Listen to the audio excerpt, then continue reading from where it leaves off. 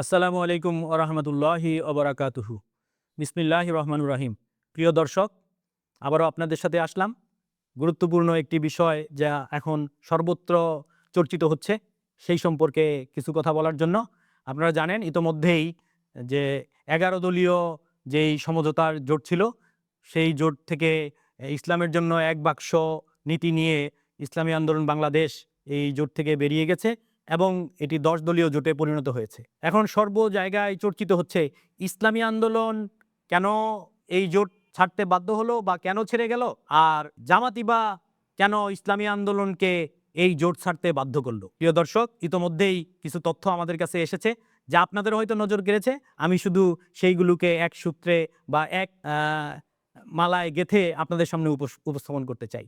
কথা হলো যে কেন এই অবস্থার সৃষ্টি হলো, জামাত কেন এই অবস্থায় গেল যে ইসলামী আন্দোলন বাধ্য হয় এই জোট ছেড়ে যাওয়ার জন্য। প্রিয় দর্শকবৃন্দ, আপনারা দেখেছেন গত 16 তারিখে ভারতীয় পররাষ্ট্র মন্ত্রণালয়ের যে প্রতিনিধি অজিত দোভাল উনি একটি স্টেটমেন্ট দিয়েছে।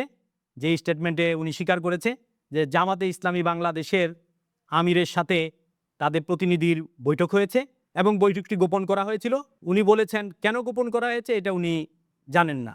আর আমরা এর আগেই মিডিয়াতে প্রকাশিত খবর থেকে দেখতে পেয়েছি জামাত ইসলামের আমির ডাক্তার শফিকুর রহমান সাহেব বলেছেন যে এই সাক্ষাতের বিষয়টি গোপন রাখতে বলা হয়েছে, তাই এটাকে গোপন রাখা হয়েছিল। প্রিয় দর্শক, অনেক বিশ্লেষকই বলছেন যে ইসলামী আন্দোলনের ভাগ্য আসলে এই বৈঠকেই নির্ধারিত হয়ে গেছে। সেই বৈঠক থেকে জামাত ইসলামী বাংলাদেশকে অনেকে বলছেন যে জামাত ইসলামী বাংলাদেশকে স্পষ্ট করেই জানিয়ে দেওয়া হয়েছে যেই দল ইসলামকে রাষ্ট্রীয় ক্ষমতায় নিতে চায় এবং যারা এ টু জেড ইসলাম নিয়েই চলতে চায় এমন কাউকে নিয়ে সরকার বা বিরোধী দলে থাকা যাবে না। তো জামাত তাদের যেই দীর্ঘদিনের মেহনত, তাদের যে চিন্তা, সেই আলোকে জামাত বাধ্য হয়েই এমন পদ্ধতি অবলম্বন করেছে যেন ইসলামী আন্দোলন বাংলাদেশ এই জোটে থাকতে না পারে। জামাত কিন্তু আজকে নতুন নয় যে সুবিধার জন্য জামাত বিভিন্ন পন্থা অবলম্বন করেছে, যেটা তাদের ভাষায় তারা হেকমত বলে। আপনাদের মনে থাকবে যে জামাতের যদি নির্বাচনী ইতিহাসও বলি, জামাত 88 সালে 86 সালে সবাই মিলে সিদ্ধান্ত হয়েছিল যে স্বৈরাচারের এরশাদের নির্বাচনে কেউ যাবে না। সেই নির্বাচনে কিন্তু বিএনপি না গেলেও জামাত এবং আওয়ামী লীগ সেই নির্বাচনে অংশগ্রহণ করেছে। আপনাদের নিশ্চয়ই মনে আছে যে জামাত ইসলাম প্রতিষ্ঠার কথা বলে, জামাত সৎলোকের শাসন, আল্লাহর আইনের কথা বলে, কিন্তু 91 সালে যখন বিএনপি সরকার গঠন করতে পারে না এবং জামাতের হাতে 17টি আসন ছিল, জামাত কিন্তু ইসলামের কোনো শর্ত সেই সময় বিএনপিকে দেয় নাই, বরং বিনা শর্তে জামাত বিএনপিকে সরকার গঠনের জন্য সহযোগিতা করে। পর্দার আড়ালে অন্য কোনো সুবিধা নিয়েছিল কিনা এটা কিন্তু এখন প্রশ্নবোধক ব্যাপারই, কারণ জামাত যেহেতু স্বার্থ ছাড়া কোথাও যায় না। ঠিক একইভাবে 96 সালে এই বিএনপিকে আবার ক্ষমতা থেকে নামানোর জন্য জামাত হাসিনার সাথে গোলাম আজমের বৈঠক করেছে এবং একই সাথে আন্দোলন করেছে, বিএনপিকে ক্ষমতা থেকে নামিয়েছে এবং একটি মিষ্টি মিষ্টি সম্পর্কের মাধ্যমে, আওয়ামী লীগের সাথে একটি মিষ্টি মিষ্টি সম্পর্কের মাধ্যমে জামাত নির্বাচনে অংশগ্রহণ করেছে এবং তাদের আসন 2-এ গিয়ে ঠেকেছে। এর পরিপ্রেক্ষিতে জামাত কিন্তু আবার ঘুরে দাঁড়িয়েছে।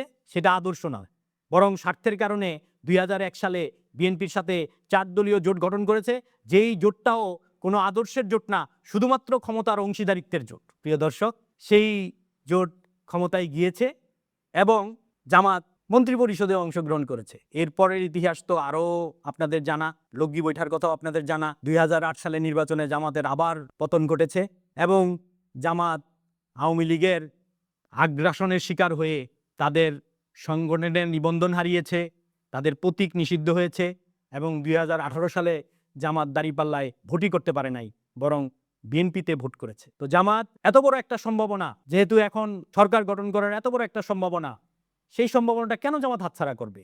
জামাত যেহেতু ছোট ছোট সম্ভাবনাই হাতছাড়া করে না, এত বিশাল সম্ভাবনা কেন জামাত হাতছাড়া করবে? তাই জামাতের দায়িত্বশীলরা বুদ্ধিমত্তার পরিচয় দিয়েছে। জামাতের ভাষায় হয়তো হেকমত অবলম্বন করেছে। এখন শরিয়ার কথা বলার দরকার নাই, ইসলাম প্রতিষ্ঠার কথা বলার দরকার নাই, বরং রাষ্ট্রীয় ক্ষমতায় যাওয়াটাই মুখ্য। জামাত কিন্তু এই কারণেই এই কৌশল অবলম্বন করেছে। আর এই কৌশল অবলম্বন করার দ্বারা জামাত মনে করেছে যে তারা হয়তো সাংগঠনিকভাবে খুবই উপকৃত হয়েছে।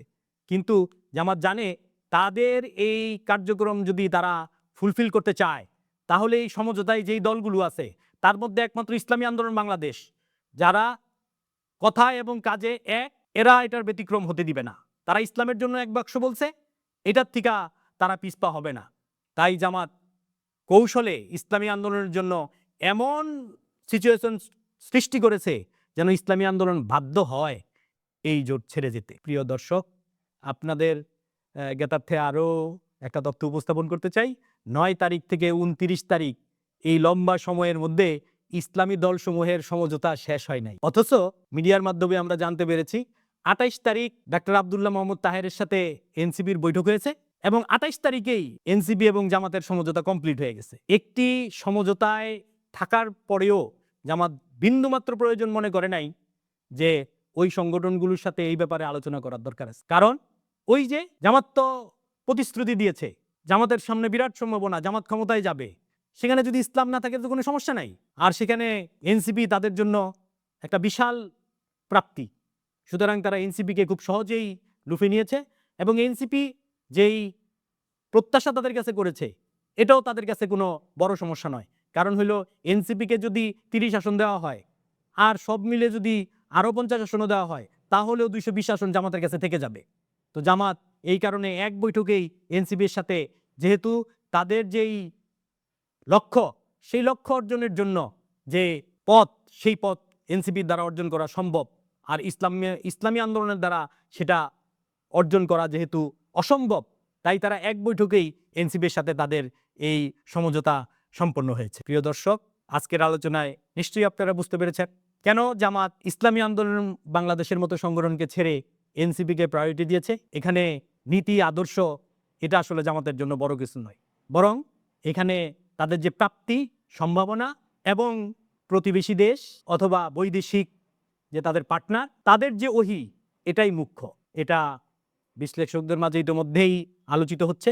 প্রিয় দর্শক, আসুন দেখি আগামী নির্বাচনে জামাতের এই পলিসি কতটুকু কাজ করে, জামাত আসলে কোথায় গিয়ে পৌঁছায়। আজকের মতো এখানেই শেষ করছি। আসসালামু আলাইকুম ওয়া রাহমাতুল্লাহি ওয়া বারাকাতুহু।